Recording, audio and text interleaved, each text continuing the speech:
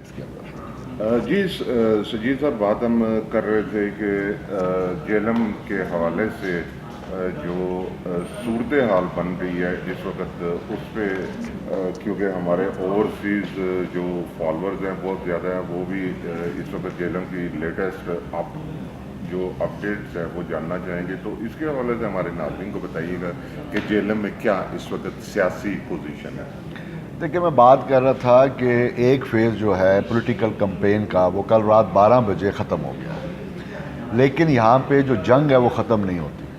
असल जो जंग है वो बेसिकली तब होगी पूरी कि जब हम वोटर को पोलिंग स्टेशन पे लेके जाके वोट कास्ट कराएंगे। हमारे लिए एक बहुत बड़ा चैलेंज है। कल मैं अपनी पार्टी पाकिस्तान तहरीके इंसाफ के जितने भी वोटर्स हैं, सपोर्टर्स हैं, टाइगर्स हैं, ISF है, उनसे रिक्वेस्ट करूंगा कि आपने कल असल जो आपका इम्तिहान है वो कल है। वोटर को पोलिंग स्टेशन पे लेके जाएं, वोट कास्ट कराएं, जिसकी वजह से इमरान खान साहब पाकिस्तान के इंशाअल्लाह ताला वज़ीर आज़म बन जाएंगे। सजीद जफर साहब, आप माशाल्लाह जेलम से आपका तल्लक है, तो आप क्या समझते हैं कि कौन सी सीट के ऊपर जो मुकाबले को आप टफ मुकाबला देख रहे हैं? देखें, मैंने पहले भी एक दफ़ा कहा था कि मुकाबला कोई भी हो उसको टफ़ ही लेना चाहिए, ओवर कॉन्फिडेंट नहीं होना चाहिए। लेकिन क्योंकि पूरे मुल्क के अंदर PTI की फ़ज़ा है और अल्हम्दुलिल्लाह PTI ने बड़ी अच्छी कैंपेन की है, चौधरी फवाद साहब ने बहुत अच्छी कैंपेन की है, चौधरी फ़ारूक अल्ताफ़ साहब ने बड़ी अच्छी कैंपेन की है, तो मुझे पूरी उम्मीद है कि इस दफ़ा रिज़ल्ट बहुत अच्छे आएंगे और पाकिस्तान तहरीके इंसाफ जेलम से विन करेंगे। जेहलम वो इलाका है जिस पे पाकिस्तान मुस्लिम लीग नून का बड़ा 3 दहाइयों से यहाँ पे वो रहे हैं, बरसरे इक़्तिदार रहे हैं। तो क्या समझते हैं कि आपका मुकाबला बड़ा टफ नहीं होगा? नहीं, हम इसको इस मुकाबले को हम इसलिए टफ नहीं देख रहे कि आज से कुछ अर्सा पहले पाकिस्तान के अंदर मोस्टली 2 पार्टी सिस्टम था और नई पार्टी बना लेना बेसिकली एक टफ जॉब थी। वो अल्हम्दुलिल्लाह हम लोग अब नंबर 1 पार्टी हैं पाकिस्तान तहरीके इंसाफ, और जब से इनकी करप्शन एक्सपोज हुई है और जब से thanks to the media and electronic media, print media, social media, जिन्होंने खान साहब के मैसेज को मैसेज तक पहुंचाया है, अवाम समझ चुके हैं कि करप्शन एक ऐसा नासूर है जिसने इस मुल्क को हमेशा डेवलपमेंट से रोका है। और हम कोशिश कर रहे हैं कि ऐसी करप्शन के ऊपर अपना भरपूर रोल प्ले करें और इंशाअल्लाह ताला पाकिस्तान तहरीके इंसाफ को ऐसे किसी चैलेंज का मुकाबला नहीं करना पड़ेगा। पाकिस्तान तहरीके इंसाफ मेरे नज़दीक का पाकिस्तान की सबसे बड़ी जमात बन चुकी है। आप क्या समझते हैं कि जेलम में ऐसी कौन सी बुनियादी ज़रूरियात हैं जिन्हें बहुत ज़्यादा इग्नोर किया गया और आपने जिस पे फोकस किया और आने वाले दिनों में उसे आप ज़्यादा तरजीही बुनियादों पे उन्हें देखेंगे?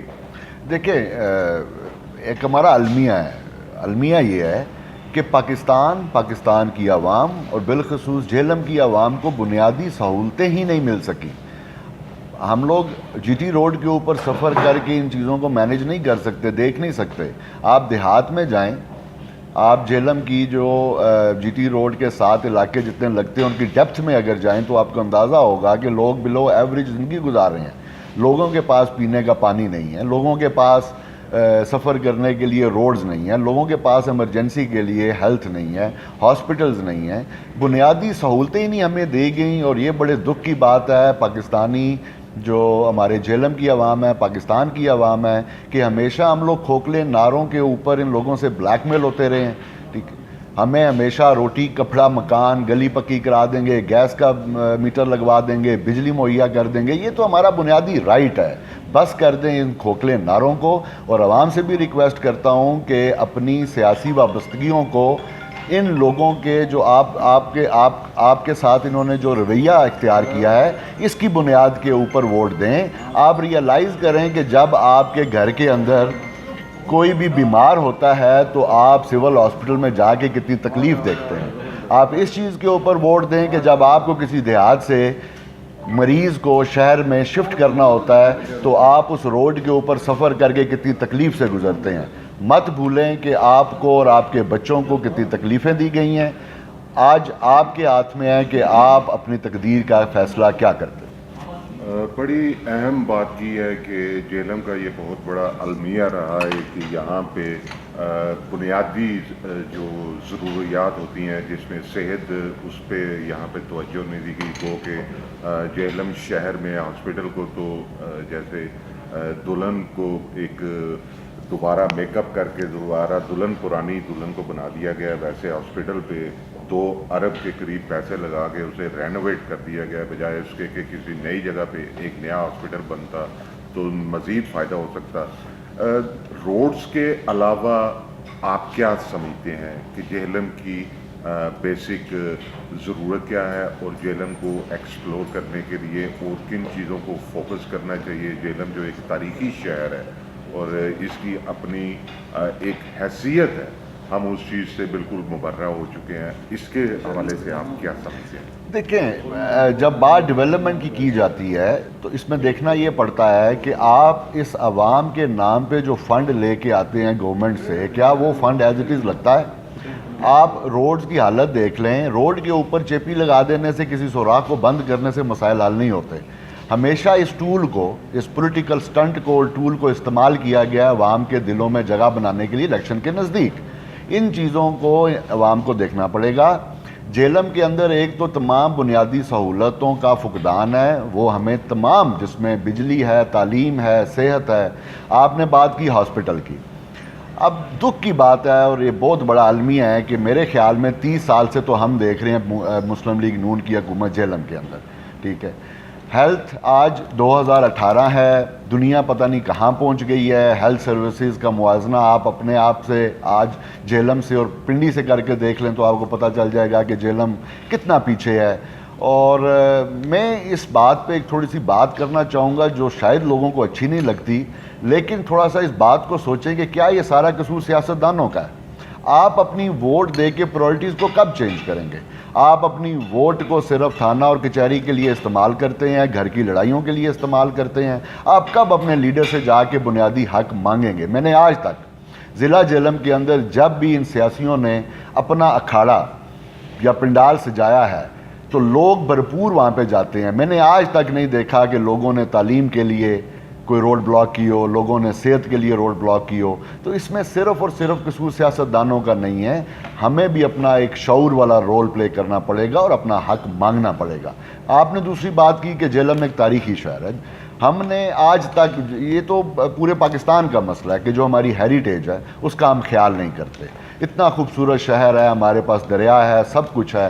اس شہر کے اندر سب سے بڑا پرابلم ایک اور ہے کہ ہمارے بچوں کو پارک تک نہیں دیا گیا. یہ بہت ضروری ہے نشو و نما کے لیے. یہ بہت ضروری ہے کہ بچے جا کے اپنی انرجی وہاں پہ ویسٹ کریں تاکہ وہ فریش مائنڈ کے ساتھ اپنی پڑھائی کر سکیں. ایک پارک نہیں دیا گیا. اب اور ہم کیا، مطلب کہ اس طرح کی تو 100 چیزیں ہیں جو ہم پوائنٹ آؤٹ کرنے پہ ہیں تو ہم کر سکتے ہیں. میں یہاں پہ آخر میں آپ سے بڑا اہم کویشچن کروں گا کہ جہلم وہ شہر ہے جس کے ہر گھر کے اندر ایک غازی یا شہید ہے. ہر گھر کی تاریخ ہے کہ یہ وہ شہیدوں اور غازیوں کا شہر ہے جس نے اتنی قربانیاں دی ہیں. اس کے بعد جا کے مادر ملت کو اس خون کے بدلے ہمیں ہماری سرحدیں محفوظ ہیں. تو آرمی کو بیجا بدنام کرنا اور شہیدوں کے شہر سے آپ کیا پیغام دینا چاہیں گے پاکستان فوج کے لیے، پاکستان آرمی کے لیے آپ کا کیا پیغام ہے؟ دیکھیں، یہ جو پاکستان آرمی کا ایشو ہے اور جو ہم لوگ بڑے تکلیف اور دکھ سے ان چیزوں کو برداشت کر رہے ہیں کہ ہر دوسری خبر اور اوپنلی آئی ایس آئی کو، پاکستان آرمی کو مرد آباد کہا جا رہا ہے، گالی گلوچ کی جا رہی ہے. دیکھیں، بات یہ ہے کہ یہ سراسر پاکستان مسلم لیگ نون کی لیڈرشپ کا قصور ہے.